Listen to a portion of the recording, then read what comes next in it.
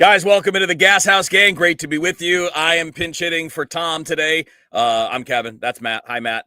Hi, Kevin. How are you? Good, good. We don't get to Gashouse do this gang. very often. No, we get to do Yeah, a segment on Fridays. yeah. Like we get a Sports chance off to the do a line. segment, but this is a full hours worth of talk. I'm looking forward to it, man. Yeah. We can move these around a little bit more. Maybe we trade some days here and there, so that we get a chance to do this. Well, we were Because it's fun, talking. We don't know what it's going to look like when I get to spring training next week. So right? things may Right? look a lot different over that Could month, be. and then Tom's going to get there, and it's going to look different. So yeah, it may. That's all right. Yeah, It's all it'll be good good. about. It's all good in the build up to opening day, and then One obviously hundred we'll keep percent. this going during baseball season as well. The Gas House Gang is brought to you by Saliga Heating and Cooling and my friends at Game Day Men's Health. I was just over there today, Matt. Got a little shot in the arm. It's There you awesome. go. All right. Good time, Yeah. super easy. But I love those guys. Matt's the best, the staff's the best, and we're really happy to have them on board alongside Saliga Heating and Cooling. All right, so let's get right into the baseball stuff, Matt. Yesterday, John Morosi tweeted about some interest or some renewed interest, I guess you could say, in talks between the Cardinals and the Red Sox. Our good friend Derek Gould today making the point that they're probably not so much renewed as ongoing talks. Yeah. And that makes sense, right? I mean, there's no reason why talks would have, between these two teams or the Cardinals and anyone else, there's no reason those talks would go dormant. There's just periods of time where there probably isn't much to just keep going back and forth on until you know more. Yeah, I think one of two things is happening here. Item number one, the Red Sox are starting to get the sense that they are not going to be the team that Alex Bregman goes to. So they're starting to think more through their plan B options, and Nolan Arenado would be a legitimate plan B option. So maybe the talks reignite with that. Or the other side of that is they're getting really frustrated with how this Bregman thing is going. I think when you look at the teams that are reportedly in on Bregman, the Red Sox probably have as much financial ability as anybody. Now, I've seen some stuff online about the Cubs over the last day or so. I hope Yeah. that doesn't happen. But the Cubs obviously would have the financial ability, just like the Red Sox do, to offer some legit money. But if the Red Sox are starting to get frustrated where they feel like that they're offering Bregman good money and they feel like they're offering the best of what's out there, well, they could also be using this Arenado thing as a way to apply pressure to Bregman, saying, okay, if you don't, our money's not good enough for you, we can go somewhere else. So, there's probably some other things that could be going on as well. I believe the report. I think probably the conversations have amped up a little bit here recently, but it could be so many different reasons why. Yeah, it's fascinating. And look, we know, and John Mozeliak has talked about it, that, the Arenado stuff is kind of linked to what happens with Bregman. And until that shakes loose, or until a team like maybe Boston in this case just says, you know what, we're not waiting anymore. We want to do this. Pitchers and catchers are reporting in a week. We don't want to be dragging this out any further. Because if it's a money thing, well, yeah, you're probably going to prefer the Arenado deal, because I think we seem to be of the understanding, Matt, that part of what changes these conversations, if they change, would be the Cardinals' position changing on how much money they're willing to eat. Yeah, sure. And if they do that, at that point they're going to want more of a return. So it's not just okay, we have the framework of a deal with Boston and we're comfortable with what their return was, but we weren't comfortable with the amount of money, so we're going to change the money and now we can just move forward with the deal. If you change the money, you're also going to have to change what the return is. I think it's promising that Boston is the team on the other side of this, because Chaim Bloom is the person who built up that farm system. And yeah, I saw some stuff. I think it was maybe it was on one of the Gas House gangs that I was just watching and wasn't on. But there still there still seems to be this belief that Nolan Arenado is going to get this haul, especially if the Cardinals are going to pick up a lot of money. That's not going to happen. We're not talking about top 100 level prospects here that are going to be coming back, but that doesn't mean that you can't get some nice players, some nice prospects. I saw someone say that, take on more money and then raid the Red Sox farm system. That's not happening. If you think that's going to happen, No. you are not in touch with reality. The Cardinals are not getting top 100 prospects. They're probably not even getting. They would be lucky to get a top 10 prospect inside of the Red Sox organization for Arenado. So we need to put that in place when we talk about, what kind of prospect are they going to get back if they decide that they're going to give up a little bit more, take on more salary in the Arenado deal. Yeah, I would agree. Thomas kind of asked that question. And by the way, if you guys want stuff, you want us to address things specifically, feel free to comment. We'll mix them in all throughout the show. Sometimes we flash them up while we're talking. Other times we'll just pick them out as the things we're going to talk about. So feel free to come at us with the comments. Agree, disagree, doesn't really matter. Just bring those and we'll keep on addressing them. On that same note, Matt, yeah, I keep seeing people like, maybe they'll get Tristan Casas. You're not getting Tristan Casas. No. You're not getting a young guy that might be a 35 homer guy for Nolan Arenado. You're not unless there's more involved, right? Now, if we're talking about like Ryan Helsley being tacked onto the deal or something, then maybe we can have that conversation. Realistically, I don't care if you paid every dollar of Nolan Arenado's salary. If you paid every dollar that he's owed, you're still not getting Tristan Casas in that deal. No. Now, what it could do is free up Boston to say, all right, now we're willing to trade Casas to Seattle for a starting pitcher, right? Like it could do something like that, but they're not trading him for a guy like this. And if they did, then call me an idiot. That's fine. But we need to make sure that we're not setting expectations ridiculously high. The team is not doing that. You and I and Bernie and Tom, we're not doing that. But there are people out there that get caught up in these conversations on social media, and people start throwing ideas around. Well, if they get Arenado, they're going to have to move Devers to first. And what are they going to do with Casas? They'll make him a DH, man. They'll have him and Devers split DH duties. The only DH they have right now is Yoshida, and he's been terrible. So if the worst case scenario is that guy becomes your fourth outfielder and a bench player, big deal, especially if Nolan Arenado is having a lot of his salary paid by the Cardinals. But I think your point, Matt, about Chaim Bloom's knowledge of their system is very helpful, because when we consider you're probably looking at guys that would fall outside their top 10. Now, what we don't really know is how do the teams rank top 10s, right? Right, like we just know, because MLB Pipeline says it's top 10, or Baseball America. Or Baseball Prospectus, or Keith Law, right? That doesn't mean that's how the Red Sox see their top 10. And that doesn't mean that's how the Cardinals or Chaim Bloom would see it. So we use those because those are the ways that we have to kind of gauge, generally speaking, what teams have and where these guys fall. It's not an exact science. So but if you are looking at one of those lists of their top 20 or top 30, look to the bottom half of it and look at somebody that's probably an A ball. Yeah. I think that's your common sense approach, is think of it that way. And if it ends up being more and we're wrong, great, we can have a party, but don't set yourself up for being upset. Like, I can't believe they ate that money and didn't get Tristan Casas, or didn't get, I don't know what. You're not getting Roman Anthony. He's the number one prospect in baseball. They didn't even get Miguel Blaze, who's one of their top. Yeah, you're probably not getting him. So let's not get worked up. Yeah, you said it. And I think sometimes there's a little bit of a disconnect, because look, most fans don't care about minor league baseball. Most fans don't care about guys who have not yet gone to the big leagues, or at least are not very close to getting to the big leagues. And most fans don't care anything about prospects that aren't in the organization that they follow. So when there's a disconnect of what you might get back, it's because it's something that people are not overly interested in. And that's fine. I'm not being critical. I just think I cringe a little bit, when I saw that comment the other day of, raid the Red Sox farm system. When I saw that, it made me cringe a little bit, because honestly, I was worried for that person, that they were setting expectations so high that when this Arenado thing does go down, that they're going to be disappointed with the return, and then it's going to be, oh, fire Mo, fire this person. Where in reality, they were never going, what you thought was going to happen was never going to happen. No, and I think we've all, the four of us here on Gashouse Gang, have laid that out pretty clearly. I think Derek Gould has laid that out very clearly. I think Katie Wu has laid that out very clearly. All the people that cover the team regularly have made that pretty clear, right? The return coming back is actually probably the third priority, right? Number one priority is save some money.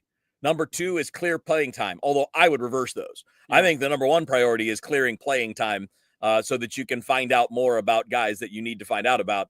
And then the secondary part can be clearing the payroll. And then the third part is the return in this particular case. Right. Not always that way, but in this, like if you were trading Helsley, well, no, the return would be the priority, right? Mm-hmm. If you're trading him, it's all about what's coming back. But when you're trading this kind of a deal and you're mostly just trying to clear the runway to have more of your guys get opportunities to play, then that's what you're going to do. That's the priority. That's the win. The win is clearing the playing time and saving a bit of money.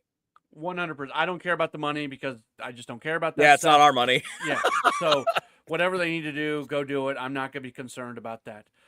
My belief is that 2025 is a failure if you get done with it and you don't know, if you don't have a very good idea of who Nolan Gorman is and is going to be, if you don't have a much better idea on who Thomas Saggese is and who he's going to be. Same thing with Jordan Walker. So to me, and I know fans don't want to hear this all the time, but to me, it's an easy thing. You trade Nolan Arenado because you want to talk about runway. Well, then let's go get that stinking runway. It's not there right now. So you need that, and this is going to make the team better in 2026 and beyond. If we're having these same conversations next year, Kevin, if we're talking on February 5th of 2026, and we're like, well, we don't really know if Nolan Gorman's going to ever be able to put it together. We don't really know if Thomas Saggese can be a guy that you can count on the big league level to be a super utility guy. If we don't know these things coming out of 2025, outside of them being a really good team that wins the division and makes some sort of playoff run, it's a failed season. Matt Pauley and Kevin Wheeler with you here on the Gashouse Gang. The Gashouse Gang is brought to you by Saliga Heating and Cooling and my friends at Game Day Men's Health. Feel free to throw us comments. We're going to hit a couple of these as we go along here. And again, add anything you want. It can be Cardinals. It doesn't have to be. It can be Blues. It can be football. We'll try to hit a few things as we get later on in the show. Sticking with baseball for a second, Matt, and sticking with that particular topic, the Cardinals farm system and what they're adding and all of that. We know you and I have talked about it a lot, both on Sports Open Line and on here. Bernie and Tom also have obviously chimed in that the biggest part of the Cardinals reset is figuring out how to get back to continually having a productive farm system. So what Lauren's talking about here, just want to make sure that we have a good farm system is what Lauren said.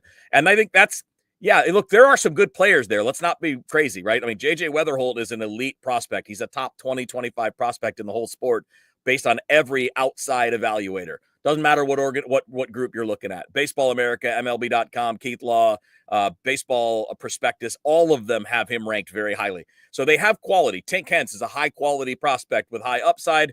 He's just had limits when it comes to workload. Quinn Matthews, top 100 prospect, Baseball America Pitcher of the Year last year in the minor leagues. Right there, it's a little top heavy though, which is kind of the point. You have some other ones like if you count Saggese, because he's been around for a bit, but Saggese, Jimmy Crooks is an interesting guy. But that's where it really starts to drop off. Maybe McGreevy is going to be that guy, but it's kind of after that it thins out in terms of future impact. It's not to say there aren't future big leaguers there. I think there are. But they don't have the big impact prospects outside of those top few, and having that a little bit deeper and maybe even having a little more high end, especially on the pitching side with arms. Like I would say that that's probably the key to getting back, because when this franchise was at its peak, Matt, and I mean recent peak. I'm not talking about the 1930s, but the recent peak, 2006 till 2006 to 2015, 2016, like that range, every year there was a starting pitcher that was coming up and it was helping you, whether it was Lance Lynn, Shelby Miller, Carlos Martinez, Michael Wacha, Jaime Garcia. Like it was always in there, and that's what they got to get back to. Yeah, the farm system has to be able to do two things, Kevin. For you to win. For you to win at a high level, the farm system has to be able to do two things for your roster. It has to create high-end, all-star level talent. That is something that it has not been doing recently, and I would say especially from a pitching standpoint, but overall, you've got to hit big on some of your high-level prospects. They have to come through, and then it also has to be able to provide the back end, the middle to the back end of the roster as people who can come in and contribute at a fairly high level. So you're right, which also was true during that era we talked about, right? I mean, 100. Bernie's gone over that a million times, and he's dead on. It's John Jay, it's Descalso, it's Matt Adams, it's Alan Craig. Like it was nonstop during that time. Right. So you need those guys. So then all of a sudden your third and fourth and fifth starters, your backup middle infielder, maybe one of your starting spots on the infield. Now, just good, solid, quality players that you're not spending major league money on because you had to go spend as a free agent. The Kyle Gibson and Lance Lynn. I feel like those two guys have become the poster child for what was wrong with the Cardinals here recently, but in many ways they were because of how much money you had to spend on those two guys as a result of you not having players available to fill those roles from the farm system. So yeah, the farm system has to be able to give you roster filling players that can play at a relatively high level, and it has to create superstars all at the same time. And that's not easy to do. I say that kind of flippantly, but that's the goal. That is what the farm system has to be able to do. Yes, and the superstars are going to be periodic. The contributors need to be regular. Right? And that's where they are now. And I think that's an important point. All right, so let's talk a bit about the major league roster for a few minutes, Matt. Obviously, the Cardinals are we've talked a lot about Willson Contreras and making the switch. And I brought this up with Tom yesterday because we were talking about who's the next Cardinals 30 home run guy. Mm-hmm. And, and obviously the first answer is if you get a full season out of Nolan Gorman and he doesn't have to get sent down, he's probably your most obvious choice. He had 27 home runs a couple years ago and missed like 20 games with injury. So I think it was a back injury. So, a healthy Nolan Gorman's a good candidate for that. I think Willson Contreras is too. And I wanted to talk a bit about what you think his upside is, and how we can, it's hard to measure what it means to take away the wear and tear of playing the catcher position, right? I mean, what we can measure is that you're going to get fewer scheduled off days as a first baseman, right? Sure. When you're a catcher, you're going to sit twice a week. I mean, you just are. Because they don't want to wear you out. So if you look at Willson Contreras in his career games played, his career high is 138, and that was in 2018. He's normally in that 115 to 125 range in a year where he's healthy. And I think we can, if we can conservatively say that a healthy year for him now would be more like 140 games, maybe 145, he might be a 30 homer guy. I'm really big on Contreras' bat. If you look at his offensive numbers these last 3 years, and especially the 2 years with the Cardinals, man, those are two of his best years as major leaguers. Last year, it was only a part of a year, but that was his best year as a big leaguer, as a hitter. He's a guy I think could be that if you just take out the wear and tear of being a catcher and you take out all the built-in rest days. Yeah, so you hit it, but I'll say it again. So two things can add to his offensive numbers. The fact that he's not going to be beat up as much behind the plate, and the fact that we expect him to play more games. Last year he played in 84 games and he hit 15 home runs. So that's just under a 30 home run pace if you play 150 games, say. That's probably 26, 27. And if you get rid of the wear and tear that goes along with being a catcher, well, then maybe you look at a 30 home run season. I don't think it's out of the realm of possibility that this guy is a plus 900 OPS guy. He's gotten his career high in OPS was 888. He did that in an all-star year in 2019 with the Cubs. In the last 2 years with the Cardinals, 846 and 826 respectively. I think this guy can be a top third of the league, if not better than that, first baseman. And there's a lot of really good offensive first basemen in Major League Baseball. I think this guy can flirt with 30 home runs. And the question just continues to be, will the move to first base allow him to remain healthy? You would think it would. Yeah, look, people can go to Fangraphs, go anywhere you want to. You can look this up. I've done it. I don't have it in front of me, but I've done this. That his offensive numbers the last 2 years would rank in the top 5 or 6 amongst first basemen in Major League Baseball. Sure. Yeah. I mean, it would put him in. It's definitely, no question, top 10, probably top 5 to 8 offense from a first baseman. So the bat plays there. That's going to be great. Hopefully the guy that can have a little bit more rest and be a little bit healthier is going to be, the benefit. Is going to be the beneficiary here because he's a good hitter, man. And it's just hard to be a great hitter. Like, look at what happened to Adley Rutschman last year. Guy's a great hitter, but it fell apart because he's catching a lot and he's getting tired. And they're going to probably catch him a little less this year and use him at DH a little more to try to help get more offense out of him. There's a reason when Bryce Harper was drafted that he was not kept behind the plate because he was a catcher as an amateur. Yeah. The reason is they didn't want that wear and tear to limit his offensive upside. Now, his offensive upside is Mickey Mantle, right? Like we're not talking about that with Contreras, but that's what we're talking about. I would also remind folks that he's not going to be Paul Goldschmidt at first base defensively. We are going to really appreciate who Paul Goldschmidt was as a defensive first baseman watching Willson Contreras. There's going to be plays that he does not make. And I know I'm expecting the phone calls already, Kevin, on the post-game show. There's going to be a play he doesn't make at first base that's going to have a large part in the team losing a game or something like that. Just look at his offensive numbers. Look at what he is contributing offensively. What he does from an offensive standpoint, I am very, very convinced is more than going to make up for whatever liabilities he may have as a defensive first baseman or the base. Totally agree. He's got bad base running mistakes in him. We've seen it before. Like, that's going to happen. That's who Willson Contreras is. I'm not giving him the free pass, but sometimes you accept the fact that that's who a player is. Contreras is going to have those mental lapses or whatever it might be on the bases, and it's not going to be good, and people are going to get really frustrated, and I understand the frustration, but again, it's going to be more than made up for with what he does offensively. Absolutely. All right, it's the Gashouse Gang, sponsored by Saliga Heating and Cooling and Game Day Men's Health. Matt Pauley, Kevin Wheeler with you here. Sticking with baseball for now, I want to use Dustin's comment here as a jumping off point for a conversation that we planned on having separate from this, but when we were talking about the Cardinals and Red Sox talks earlier, I mentioned that Masataka Yoshida has been quote unquote terrible. And Dustin points out his offensive numbers are above average the last couple years, right? 109 OPS plus in his rookie year, 112 last year.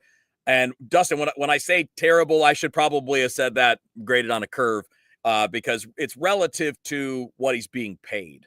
Yeah. Right. So he's being paid $18 million a year. And by the way, I'm not a Red Sox fan. I hear from Red Sox fans and they are desperate to get rid of this guy. And it's not because if he was doing that and making $5 million a year, nobody would care. So it's all relative. It's a good point that you make, though, Dustin. But I will say this. He's also been a negative defender. So when you're only slightly above average offensively and you're a negative defensive player, even though you're playing left field, that.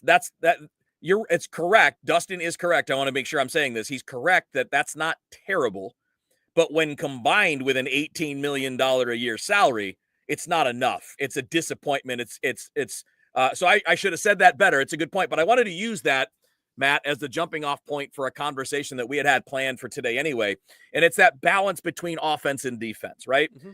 You can deal with slightly negative defense if you're getting really good offense. You can deal with a little bit low-end offense if you're getting great defense.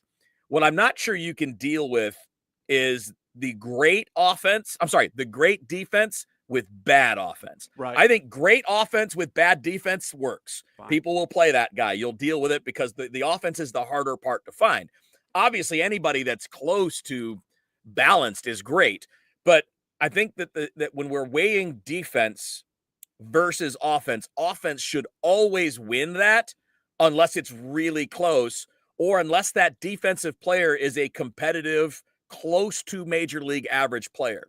But when that great defender is one of the worst offensive players, that's not a good trade-off. The defense ain't worth it, man. No, we have this conversation a lot. We had a lot when it came to the Cardinals center field situation because now I kind of want to remove that like month-long period that Michael Ciani had before he got injured, because what he did offensively for that month to 6 weeks, if that's who Michael Ciani is, and I don't think it is, if that's who Michael Ciani is, then the offense is good enough for him to be your everyday center fielder. It wasn't great offense, but it was good enough. You put it along with the defense. He was a fine offensive player. But history would tell you, his numbers would tell you that was just a period and as Bernie would point out, he also had an extraordinary batted ball luck during that month. Yes, yeah, 100%. Like his batting average on balls in play was almost 400, and that's just unsustainable. Yeah, and I'm a big track record guy, so the track record for Michael Ciani says that's not who he is. I mean, you're a 243 minor league hitter with no power. Right. Like that's not going to suddenly change when you're a big leaguer facing the best pitchers in the world. And I like Michael Ciani, and I do too. He's a major league player. Yes, 100%. But he doesn't allow you to score as many runs as you can score if he is your everyday center fielder based off his offensive track record. That's why we talk so much about Lars Nootbaar. And sometimes we've talked about it, the Cardinals can fall in love with defense first players. They did that with Ciani. Yeah. We'll see what happens with the Pedro Pajes, Ivan Herrera situation. And if there's one spot where you do really want to have a good defensive player back there, it certainly is catcher. But yeah, the thing I always say is, Michael Ciani might make a play that Lars Nootbaar doesn't make once every 3 or 4 games. So we're talking 2-3 plays a week, maybe. Yeah. Maybe. And in what situation is that happening? Right. And how many of those plays are happening when the game is on the line? Exactly. How many of those plays actually impact a win or a loss? Right. It's a minuscule number. It's maybe for an outfielder. Yes.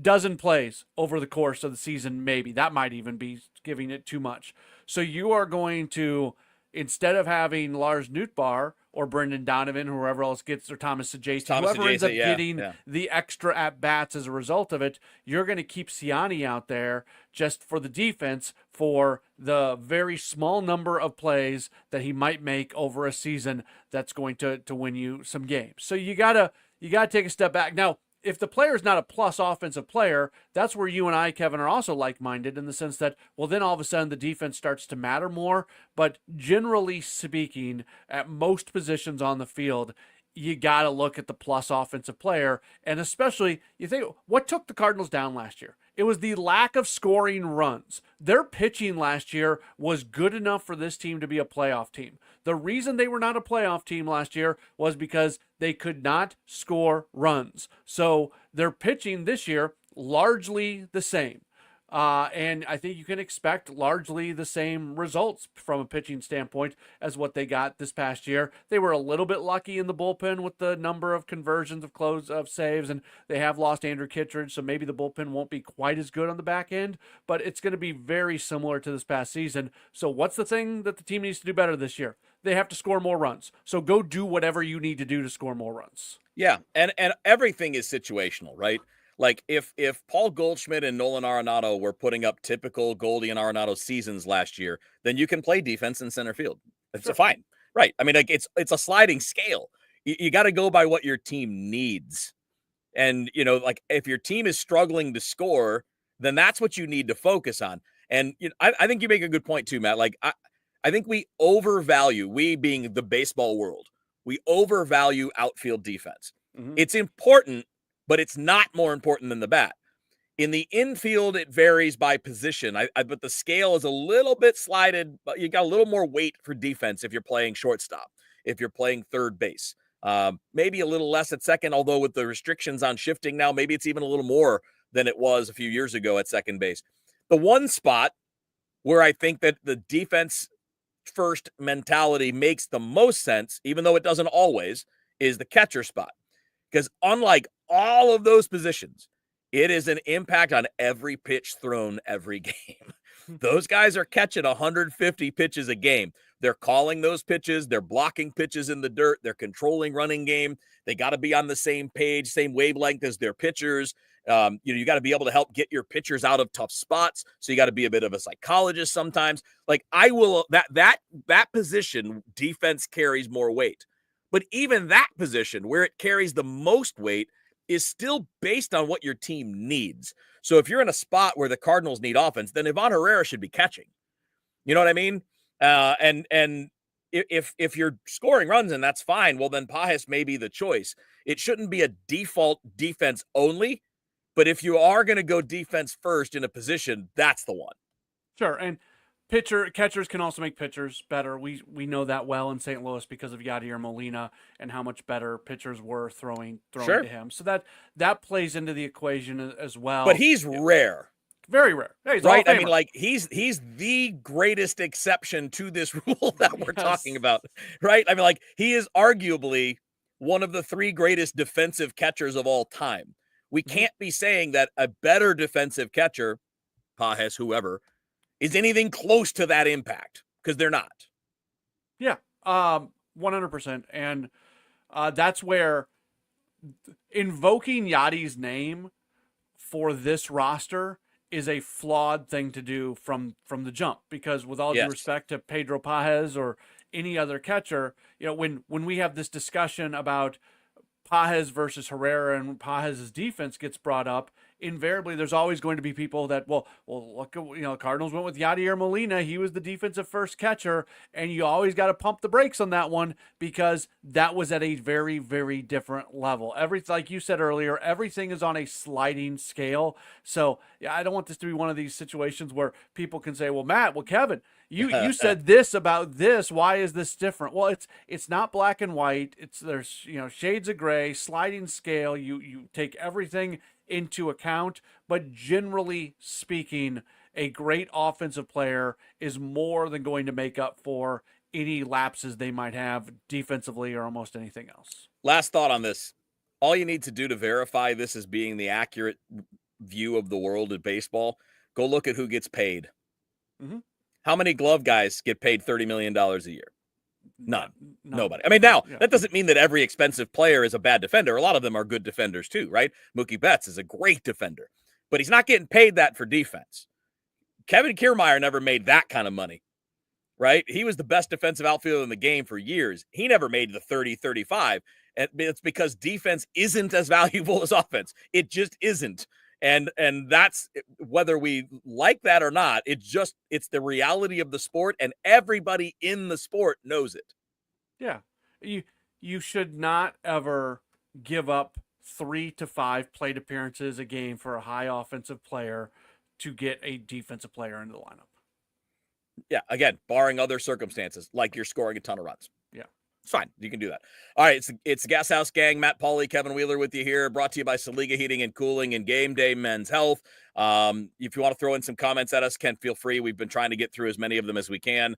For some reason, Masataka Yoshida has been a topic today. I admit I should not have called him terrible. Disappointing is the word. Yeah.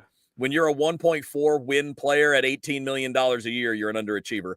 So that's the key word. He's underachieved based on what he's paid. So I'll rest the case on saying you guys are right. He's not terrible. It's just more disappointing for the contract.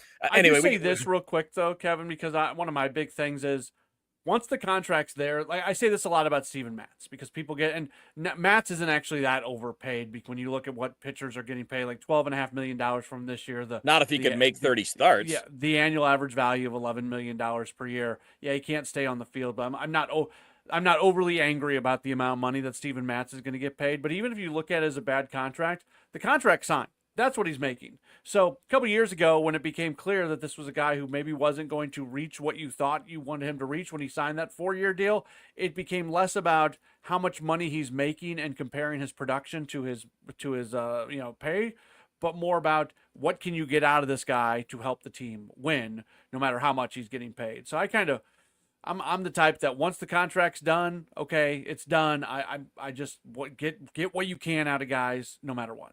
I get it, but it reflects on, like, all of us view a player and have expectations based on pay, because the pay is established by expectations, right? I mean, like, Steven Matz was given the money that he was given. So, like, as an example, these last 3 years, he has made about $32 million, $32 million for less than 200 innings. So basically, that's a $30 million a year player. That's what it ends up being. You're paying $30 million to get one season's worth of work, and that is bad. That's below average performance too. It's not even high-end performance. So that's where, like, it's about the expectations. It's not necessarily like saying you're right. Once it's paid, you do want to get the most out of the guy. These two things, I think, can go together. Sure. But all of our expectations are based on previous performance, and so is salary. So when you look at a high-priced player, they are that because there's an expectation level of their performance. And when they're below that, that's when people get weird. And I get that. I get weird too. But the expectation can change even if the money doesn't. Our expectations for Steven Matz have changed. The money hasn't changed. So at this point, I don't care how much money Steven Matz is making. If he's on the team, just try to get as much out of him as you can. Well, you don't have any other choice. You can do that, or you can let him walk, right? You can pay him to go away, or trade him for nothing if that ends up being an option. All right, so let's close on this, Matt. It's kind of breaking off of baseball, although maybe you'll take it in a baseball direction. But we have about 5 minutes, and I just wanted to do a minor rant. I just hate Super Bowl week.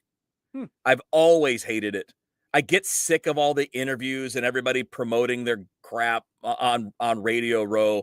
I do everything in my power to avoid hearing it.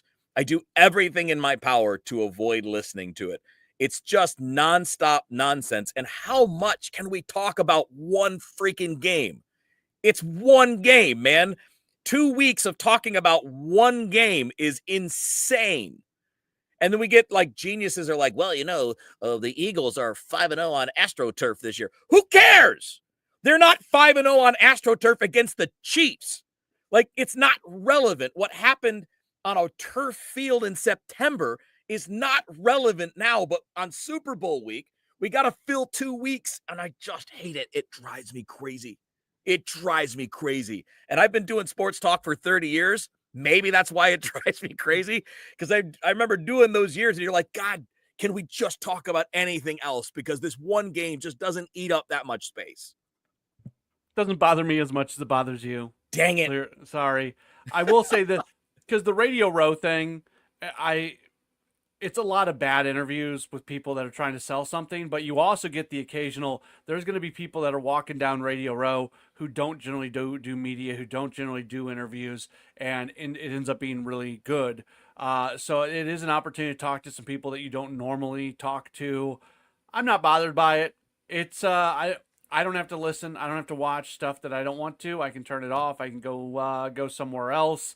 So, man, I got 2 kids at home, Kevin. I don't have time to worry about too much media coverage on the NFL. I get it, but man, the 2 weeks is too much. I get why they do it. I understand the logistics of travel and doing all that. Yeah. I'm not saying they should change it. I'm just saying 2 weeks talk about one game is too much, and it's okay to talk about other things. But I will say, I don't know. I've always been this way about the Radio Row week. It's like, okay. Because again, by being there, like when you take a show there, guess what you're going to do all show every day of the week?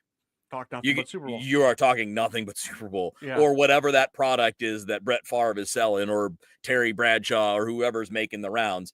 And it also is kind of people in our business just kind of like patting each other on the back, like, hey, guys, we're the cool guys. We're at the Super Bowl. This is cool. We're cool. We hang out there. We went to this. Like, all right, again, a few days would be brilliant of that. Like 2-3 days, I'm in. Damn it, 2 weeks I can't do.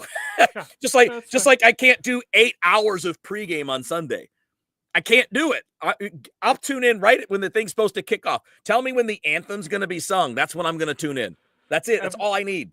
Every year I turn on the TV, and I'm not locked in on it, but it's Super Bowl Sunday. So you turn on the TV at 10 in the morning or 11 or noon, because coverage goes all day long. And every year my wife looks at me and she's like, wait, the game kicks at 5:30. Why is there a pregame show at 10 o'clock in the morning? It's stupid. Can't we put Paw Patrol on for the kids? Come on. Yeah. Here, I'll tell you this. We'll close on this. You can give me your Sunday if you want. I know you're traveling this weekend, right? Yeah, I leave on Monday. So Sunday's okay, my so last day Sunday with you'll be packing up, and you guys will be doing family stuff. So here's my Super Bowl Sunday. I'm going to get up probably around 10:30 in the morning, and I'm going to spend the next 2.5 hours just doing baseball stuff. I'm going to be reading about the upcoming season, getting ready for fantasy draft that's coming up in a month, all that kind of stuff. Then I'm going to pop in MLB The Show, and I'm going to play video games for a couple of hours. Then I'm probably going to do a workout, and then I'm going to watch football when the game comes on. Okay. That's like, I can't do. There you go. Good job, Thomas. Yeah, Super Bowl Sunday is a great day to go to the movies. Yeah, I can co-sign on that. And again, I love the Super Bowl. I love football. I mean, I'm not a hater of the league or the game, but it's just too much, man. It's too much. It's like if Christmas Eve was 2 weeks. Yeah, that's a good way of saying you'd it. get sick of Christmas carols. Yeah. If it was 2 weeks, it was all you talked about for 2 weeks. You'd get sick of a lot of that stuff if it was every day for 2 weeks. Yeah. And I love the Super Bowl and I love the game, but is there anything new? Is there any surprising tidbit? I know we have the personal stories, and those are cool. I like hearing those, but I'll read about those. And if they're really good, they'll show up on social media. That's exactly right. Yeah. That's exactly right. I mean, my day is go to church. We're a late church family in the Pauley Oh, you got household. 2 kids. Why would you go early? So we go to late church, and then, it gets 3. When you go to late church on Sunday, the next thing you know, it's 3 o'clock and 4 o'clock in the afternoon. Yeah, and the day good has point. just gone by very quickly. Yeah, good point. Good point. And then the rest of that will be packing, I'm sure getting yourself ready. Got to get your sunscreen packed, your shorts, your t-shirts, Yeah. your bathing suit, all those things you'll never use because you're too busy down in Yeah. Jupiter at the field. Somebody asked me yesterday, "You're taking your golf clubs?" I'm like, "No, I am very blessed to go to spring training. It is wonderful that I'm there. I'm not complaining whatsoever. But it is long, long days and it's just nonstop work. So there's some other people who do it better than I do. I see the stuff that they're doing. I'm like, where are you finding time to do fun things? Because I'm not finding that same time. Yeah, I'll give you some hints. I had a pretty good system by the end. I did it for a while. I had a pretty good system by the end. I do want to point out, Thomas is helping us out here with some programming notes. Everybody hit the like and subscribe buttons. Thomas says to do that. I agree. The more followers we have that we can verify, the more sponsors come on board like Saliga and Game Day. And that means more of us doing this all season long, all year long. You name it, you got it. So keep on keeping on. Tomorrow, let's see, tomorrow is Thursday. So that'll be me and Bernie tomorrow. It'll be Matt and Bernie coming up on Friday. Matt, many thanks. Great stuff, buddy. We appreciate you. Our producer, Drew Young, thank you, man. Appreciate you keeping everything rolling the way that you do. All you guys tuning in, thanks so much. We'll check you out tomorrow on the Gashouse Gang.